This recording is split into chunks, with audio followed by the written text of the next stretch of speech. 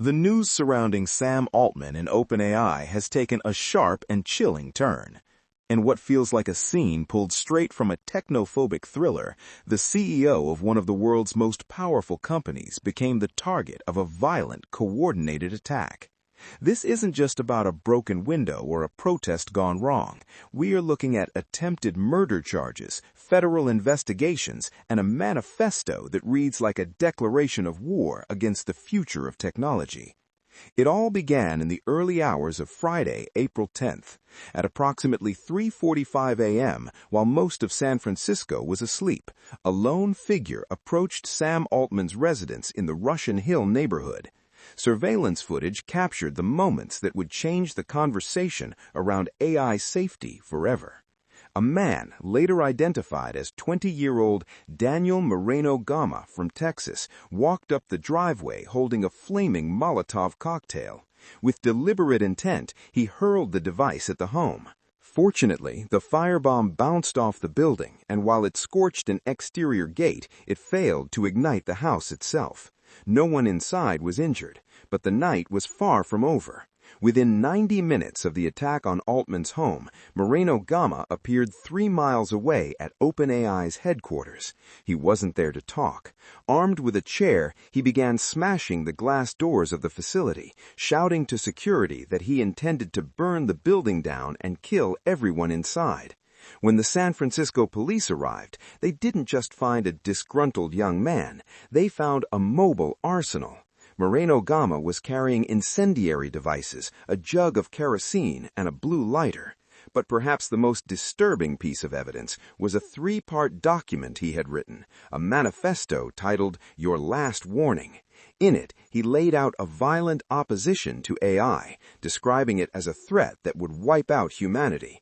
The document didn't just stop at ideology. It contained the names and home addresses of AI CEOs, board members, and investors, specifically calling for their deaths.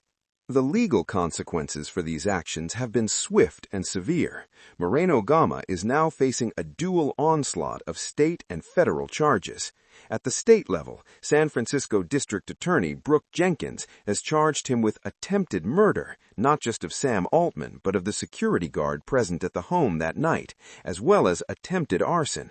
On the federal side, the Department of Justice is charging him with the possession of an unregistered firearm and the attempted destruction of property using explosives. What's even more significant is how the government is framing this. U.S. Attorney Craig Misakian has stated that if the evidence shows these attacks were meant to coerce the government or change public policy, they will treat this as an act of domestic terrorism. This is a massive shift. It signals that the government views the rising tide of anti-AI sentiment not just as a fringe internet subculture, but as a potential source of violent extremism. Now, we have to talk about the why behind this. What drives a 20-year-old to drive across the country with a jug of kerosene? Moreno-Gama's public defender and his parents have pointed toward a severe mental health crisis, noting that he has a history of autism and no prior criminal record. They argue the case is being overcharged because of the high-profile nature of the victim. However, this incident sits at the intersection of a much larger and louder debate. For years, experts like Eliezer Yudkowsky and organizations like Pause AI have warned about the existential risks of artificial intelligence. While these groups have strictly condemned violence, Pause AI explicitly stated that Moreno-Gama had no real affiliation with them. The underlying fear they discuss clearly resonated with him. In his manifesto, he mentioned the impending destruction of the human race. It's a reminder that when we talk about AI safety in academic or corporate settings, there is a segment of the population processing that information through a lens of pure, unadulterated terror. Sam Altman's response to the incident was uncharacteristically personal. In a blog post shortly after the attack, he shared a photo of his husband and their baby daughter. It was a calculated move to humanize himself. He wrote that he shared the image in the hopes that it might dissuade the next person from throwing a Molotov cocktail at our house, no matter what they think about me. He's essentially calling for a de-escalation of the rhetoric. But the tension isn't going away. Just 2 days after the firebombing, police arrested 2 more people for allegedly firing shots from a car outside Altman's home. While those individuals were later released without charges, it highlights the goldfish bowl reality these tech leaders now live in.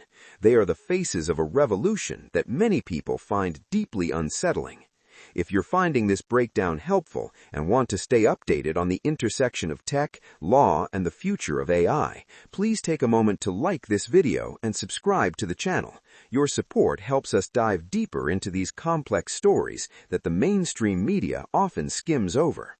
So, where does this leave us? We are entering a new era of Luddite resistance, but it's much more dangerous than the historical version.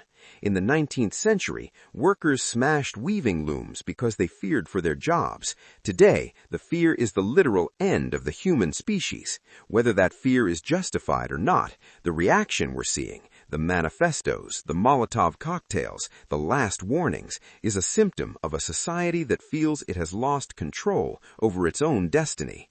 As this case moves toward trial, we'll see whether the courts view Moreno-Gama as a domestic terrorist or a young man in the throes of a mental health breakdown.